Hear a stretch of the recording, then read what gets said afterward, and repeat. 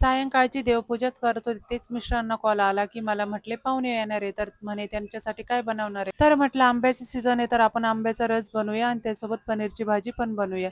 तर 100 ग्रॅम पनीर घेतलं, त्या चांगलं तेलामध्ये फ्राय करून घेतलेलं. इकडे कांदा, टोमॅटो पण कट करून घेतलेला आणि आपलं पनीर पण तळून झालेलं आणि काजू, बदाम पण तळून घेतलेले आणि त्यानंतर मग लसूण आणि आलं पण ते पण तेलामध्ये तळून घेतलेलं आणि मग कांदा आणि टोमॅटो पण फ्राय होण्यासाठी ठेवून दिले. त्याच्यामध्ये थोडेसे खडे मसाले पण टाकलेले आणि पनीर कट करून घेतलेलं. त्यानंतर मग इकडे मी त्यामध्ये टाकण्यासाठी वाटाणे पण घेतलेले. म्हटलं तोपर्यंत कांदा, टोमॅटो परतून होतोय, तोपर्यंत आपण आंब्याचा रस बनवून घेऊया.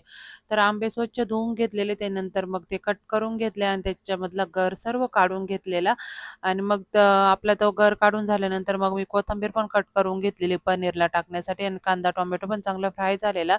तर मग इकडे फोडणीची तयारीला लागले. तर मग थोडंसं तेल घेतलं, त्यामध्ये थोडंसं जिरं, मोहरी आणि लाल मिरच्या आणि तमालपत्र टाकले. त्यानंतर मग त्याच्यामध्ये थोडेसे बेसिक मसाले टाकलेले.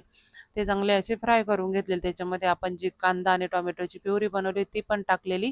त्यानंतर काजू बदामची पेस्ट टाकून घेतली. त्यानंतर मग शेवटी पनीर मसाला टाकलेला आणि कोथिंबीर टाकलेली. त्यानंतर रस वगैरे बनवून घेतलेला आणि म्हटलं चला पटपट पोळ्या वगैरे पण लाटून घ्यावं.